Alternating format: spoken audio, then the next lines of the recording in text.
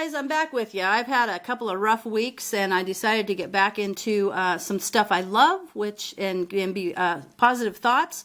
The reason is because we went on our awesome Alaskan cruise, which was amazing, and then we got back last Sunday, not this past Sunday, the one before, and my mom went into the hospital on late Monday afternoon, and she was in some pretty serious condition, and she made it almost through the week, but she passed away on Sunday, which is rough. It's rough to have your mom pass away, but then to have her pass away on Mother's Day is even crappier. But I got to thinking she wouldn't want me to be super bummed out for a really long time.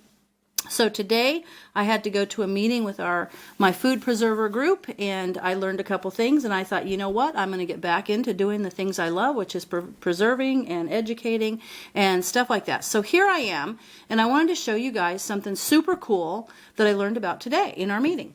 So you know how when I go to do sometimes extension office, sometimes when I do recipes, I'll say that I looked at an extension office and I pulled up the recipe on one of their publications.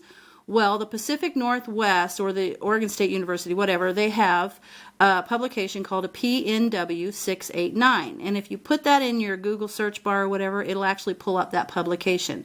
But they've actually made a phone app of it, and it is really just canning times and processes. So they don't have it in the App Store and Amazon yet. I checked. And for me, I have Android, so if you have an iPhone, you have to do it that way. But I just go to the store here, and then I'm going to type in up here, hang on, I'm going to type in the canning timer and checklist, it says. And there it is. This is the one from Oregon State University. This is an approved app, and actually I think one of the gals at our extension office was one of the pilot people on this, so it's kind of cool. So I've installed that. So this is what it looks like. When you see it, it's going to say canning timer and checklist right there, and that's the little logo that you'll have. So I'm going to go back because I've already installed this, and I'll show you what it looks like. So here it is. It's this little logo, and I'm going to tap on that. Super cool. It just asks you, what would you like to can? So let's say we're going to do some fruit. And we'll say we're going to do applesauce. And we're going to do pints or quarts. And of course it's hot pack because that's the process. And it's a water bath. And I'm at below 1,000 feet elevation. So it tells me I've done applesauce in pint jars. I'm hot packing them in a boiling water canner as my process, and I'm less than 1,000 feet elevation. Continue. Holy cow, right there is a checklist, and I've sent out a checklist to some of my subscribers who are very new in canning so that they always remember to do the processes. So this will say to prepare your lids, keep your jars hot, fill the canner with water, and there's your 140 for raw pack and 180 for hot pack. And those are things sometimes I forget to tell you, but just because I've done it for a long time, but this will always keep you on top of things. Prepare your food. That's where you're going to cut it up and do whatever. Follow the recipe. You're going to fill your jars, bubble, and you'll check these off as you do them. Adjust your lids and rings. That's where you're going to wipe the top. Place your jars in the canner. And add the water so that it's at least 1 to 2 inches over the jars. There's a good reminder. And now you're going to turn it on to high heat. So let's say we've done all those things. We're going to hit next. Oh my goodness. Start timing when the water boils. So once it boils, you're going to hit this timer for 15 minutes because that's what you need to do applesauce. So I'm going to hit this timer, and I'll be back to you in 15 minutes so that we can see what happens in 15 minutes when it's done. All right, there we go. Let's see. Oh, it's counting down. So I'll be back when this hits 0, and we'll see what happens. Okay, you guys, we have 40 seconds left, and I did want to point out it says reset timer if boiling stops, so you would just be able to reset that if your boiling stops, because you know if your boiling stops, it's gone below the proper temperature to continue to process, so you just need to start all over. So that's a pretty handy little tip on there. And so I have not gone through this entire app, so you and I are discovering what happens next together. So in 14 seconds, we'll know what happens. We're going to 10, 9, and I'm assuming it's going to tell you to turn it off, the boiling water, and let it sit for a couple seconds. So let's just see how it sounds. Oh, it's flashing. It's a flashing app. Okay, cool. So now we're going to hit next. Next. Turn the heat off and remove the canner from burner. and then remove the lid, and then we're going to hit next, and it's going to say leave jars in the canner for 5 minutes. And this is a thing, I'm going to set the timer. This is something that a lot of people forget, is to leave them sit in the hot water with the lid off for 5 minutes. That is one of the reasons that people get siphoning from their jars, where the liquid leaves the jar and you say, why is all my liquid gone? Because it's been siphoned because of the difference in the temperature change. So this kind of equalizes everything. So I'm going to come back to you when we're down to 0. All right, let's see. Oh, it's flashing again. And now it says, okay, my battery died, so I had to plug my camera in. So anyway, now it says lift jars out and keep upright. You know, that's important. If you tip them, you can get food up in the top and it may not seal. Place on a heavy towel, allow to cool undisturbed, check the seals, remove the rings, label the jars, wash and dry. Next, all done. Congratulations, you're done. Store your canned items in a cool, dark place. And it says start canning another. So let's try it. Oh, this time let's do meat, because I want to see if it tells you. It does tell you about venting, I know. So let's pretend we're going to do some red meat. We're going to do those in pints, and we're going to hot pack them. You can choose. We're going to do, we'll say weighted gauge, less than 1,000 feet. Red meat, we're going to do strips, cubes, or chunks in pint jars, hot pack, weighted gauge, pressure canner, and less than 1,000 feet elevation. Continue. And here's all your steps again. So we'll go through all those steps. And so we're going to hit next. And there's your timer. Wait for a steady stream of steam and let the steam flow for 10 minutes. So I'm going to set this timer for 10 minutes so that we can come back and see what this app tells you to do next. So we'll be back. All right, there's that fancy red flashing. So now we're going to hit next. And now it's going to tell you to place the weight or close the pitcock on your canner and let the pressure build to 10 psi. Now this is 10 because of my altitude. Now if you put a different altitude in there, it would have a different psi for you. And it would also adjust. Remember back when I chose a weighted gauge? If you chose a dial gauge, it would do this in 1 pound increments. With a weighted gauge, you're either going to do 10 or 15 pounds. So once the pressure builds, I'm going to say, okay, the pressure's built, and it's going to say go next. Now, adjust the heat to keep the pressure stable at 10 psi, which is my altitude's psi, for 75 minutes. So they've calculated that 1 hour, 60 minutes, and 15 minutes, 75 minutes right there. Reset the timer if the pressure drops below the recommended level. So I'm going to set the timer now, and I will come back to you when this is done, because I want to see what the finishing instructions are. But I can tell you, I bet you I know what they are, because this is the actual, look at how much stains I had on here.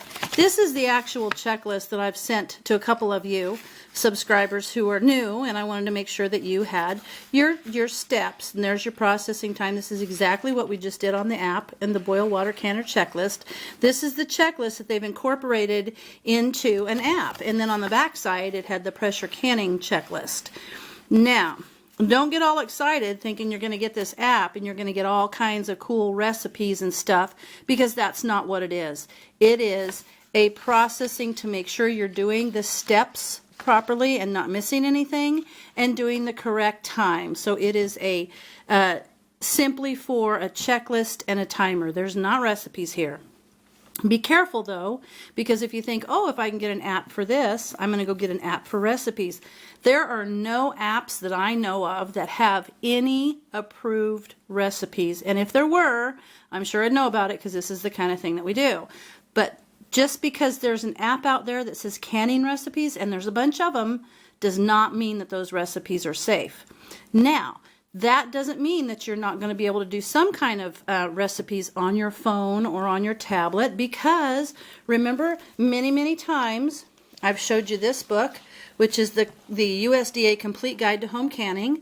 This, if you just type in USDA Complete Guide to Home Canning in any kind of a search engine, it actually pulls up this book by chapters in sections that you can download as a PDF. I have this on both of my Kindles. I have this on my phone. I'll always have it. And that way it's got some recipes in there. So that's handy, because if I go to Costco or something, or if I go to a farmer's market or a U-Pick, I can quickly glance on my phone or my tablet and see how much of something I need to buy to make a certain amount. The other thing is this new ball book of canning and preserving, which is really cool. And actually there was some confusion in the beginning about them using fresh lemon or lime juice. And now these recipes in here follow the recipe, because if it uses fresh juice, the lemon or lime juice is added for flavoring. It's not added to acidify the food. There's other recipes that will call for bottled. Always use bottled when it says bottled, because that's what you need to acidify the food. But if it says you can use fresh, that's simply for flavoring. So now that that's cleared up, this book is all researched and approved.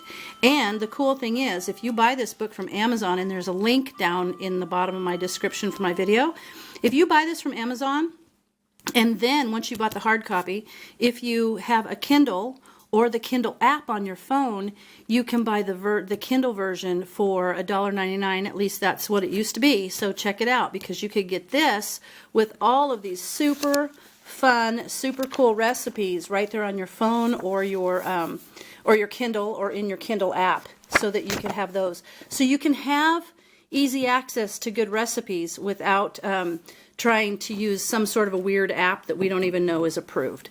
All right, you guys, so I'm going to come back when this is done, so that in 1 hour, 11 minutes, and 20 seconds now, and so that we can see what instructions it gives you to do next. All right, we'll see you in a little bit.